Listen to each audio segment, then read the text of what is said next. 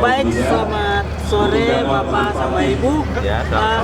Senang sekali saya Jerry Puraro ingin bincang-bincang tentang mempertahankan budaya di sana. Kita tahu bahwa masyarakat suku Banten dan suku apa Ibu? Osing ya. Itu sekarang sudah banyak orang yang sedang ke sana dan budaya itu pasti hilang. Bagaimana masyarakat di sana bisa mempertahankan budaya di sana? Soalnya kami orang Sentani juga sekarang jadi ibu kota. Sedang datang masyarakat yang akan mempengaruhi budaya kami. Baik, saya ingin belajar dari kedua Bapak dan Ibu ini bagaimana masyarakat di sana mempertahankan budayanya masih tetap eksis.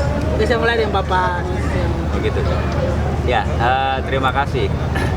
Jadi ingin memperkenalkan dulu, saya Noci dari komunitas adat Kesepuhan di Banten Kidul. Banten Kidul itu Banten di bagian selatan gitu. Nah, di Banten itu masyarakat adat yang paling dekat dengan ibu kota,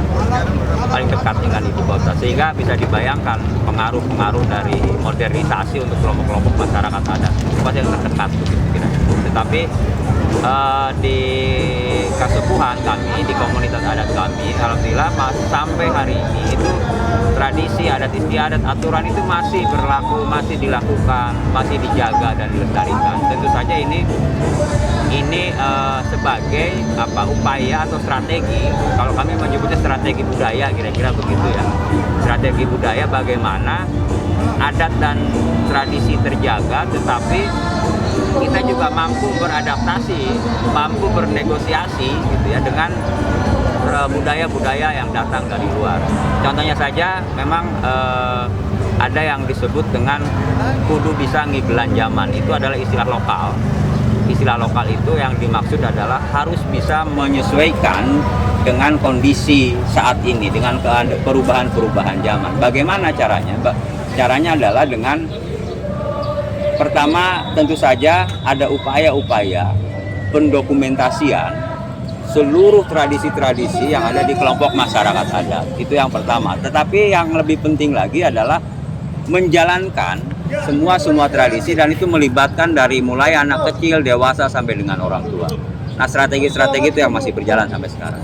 Begitu kira-kira. Kalau di komunitasnya Ibu, upaya apa yang dilakukan untuk mempertahankan budaya itu?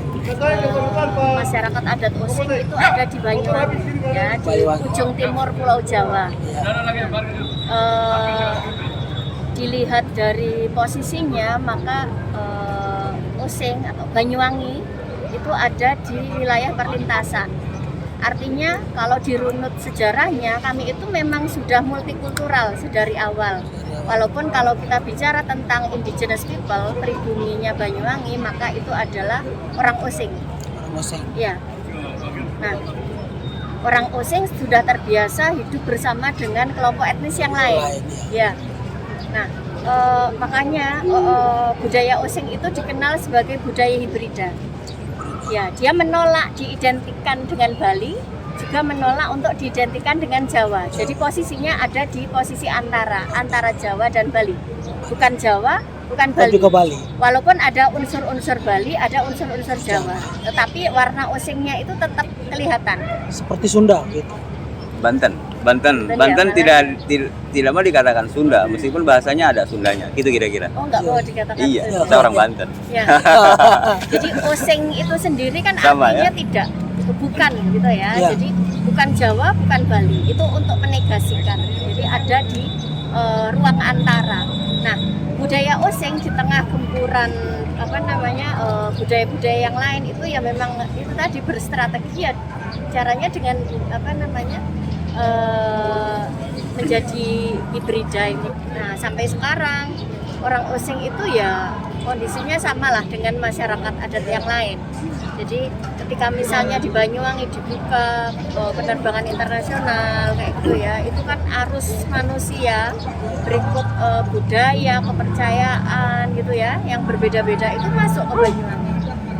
Artinya ketika orang Osing sendiri tidak kuat dengan akar budayanya, maka ya mereka akan gampang Dipengaruhi. ya, gampang dipengaruhi oleh budaya-budaya yang dari luar itu yang belum tentu sesuai dengan nilai-nilai yang sebenarnya menjadi apa ya, identitas kita itu orang Osing. Maka ya sebenarnya sama dengan yang disampaikan Kang Nonji tadi, harus ada upaya preservasi, ada upaya transmisi budaya dari orang-orang yang sudah tua ya, yang menyimpan pengetahuan itu kepada anak-anak yang muda. Generasi berikutnya. Nah, salah satu strateginya ya bikin sekolah adat. Sekolah adat ya. Di Banten ada tuh Ada. ya. Iya, Di Jayapura sini juga ada. ada sekolah adat. Nah, itu sebaiknya memang setiap komunitas itu idealnya punya. Untuk menjaga sekolah itu ya. adat. Ya, ada banyak yang bisa dikerjakan di situ termasuk pendokumentasian. Ya. Kalau ada dokumentasinya kan bahan untuk Diajarkan, transmisi iya, diajarkan. pengetahuan itu ada kan, dan itu juga bisa dibikin dengan media-media yang sekarang dekat dengan anak-anak muda. Betul. Jadi memang pada prinsipnya kan wilayah adat, satu komunitas adat itulah sekolah adat sebenarnya. Kita kan belajar dari alam, dari gunung, dari hutan, dari laut, begitu ya. Tetapi sekolah adat mempunyai fungsi dan peran yang penting sebagai wadah yang disampaikan Mbak Win tadi untuk pola penyesuaian antara yang dilakukan orang tua dulu dengan yang sekarang kan berbeda. Ya. Sehingga formulasinya harus tersendiri. Jadi salah satu bentuk menyesuaikan zaman itu adalah sekolah adat ini sebenarnya, pendidikan adat. Karena dulu kan tidak ada. Dulu orang tua cukup mengajarkan langsung sehari-hari kepada generasi, kepada anak-anaknya. Tetapi sekarang kan hal itu juga dipengaruhi oleh teknologi-teknologi yang Ya, lain. betul. Nah, sehingga formulasi atau wadah sekolah adat ini menjadi penting. Oke. Sebentar lagi masyarakat Tabi atau khususnya orang Sentani akan mengalami itu. Mungkin ada saran-saran dari kedua beliau untuk menyampaikan apa yang harus kami buat sebagai generasi muda orang Tabi, orang Sentani untuk menjaga budaya kami agar tidak termodifikasi gitu, tercemarkan bukan, pokoknya tercampur dengan budaya lain. Oke, mungkin saya mulai dengan ibu. Jadi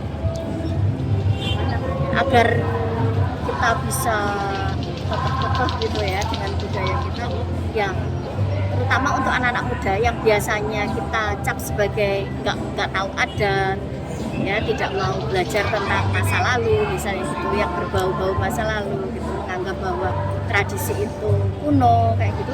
Itu kita harus membuat media yang mengatasi gap tersebut gitu. Jadi kita pakai sarana-sarana yang dekat dengan anak muda terutama agar mereka kemudian lebih mengenal kembali budayanya gitu. Ya makanya kayak tadi itu lewat sekolah adat itu tadilah kita kemudian ada penelusuran jejak leluhur kayak gitu. Itu kan penting gitu ya. Jadi kalau yang modern kan misalnya meniadakan kayak historis gitu ya. Yang lalu itu apa sih hubungannya dengan kita? Tapi enggak. Kalau masyarakat adat itu melihat itu sebagai satu kesinambungan yang bagus. Terima kasih. Dengan apa sendiri? Oke, jadi saya melihat begini. Ini harus juga diinisiasi oleh anak-anak muda di Sentani, khususnya di Papua. Gerakan yang namanya saya bangga jadi anak adat. Apapun itu medianya, ruangnya, bentuknya. Sebab itu yang menjadi fondasi awal. Kalau kita tidak bangga sebagai anak adat, tidak mungkin kita melakukan tradisi-tradisi adat yang ada. Jadi bikin dulu anak mudanya itu bangga. Saya percaya diri sebagai anak adat, saya bangga sebagai anak adat. Itu yang kita tumbuhkan awal untuk generasi muda. Kalau hanya dikasih soal tarian, ini segala macam, tapi tanpa dibangun kebanggaannya, itu akan hanya sementara, temporari dia nanti. Setelah itu, pertunjukan selesai, habis lagi. Tapi harus dibangun kepercayaan diri bahwa kami ini masyarakat adat, saya bangga sebagai anak adat. Itu harus dikampanyekan. Oke, siap. Ya, Makasih. sama-sama. Oke. Ya. Mari banggakan dirimu bahwa kau adalah anak adat. Anak adat, kampanyekan itu. Kampanyekan itu. Kampanyekan itu. Saya anak adat. Saya anak adat dan saya bangga jadi anak adat. Siap. Gitu. Terima kasih. Ya, sama-sama.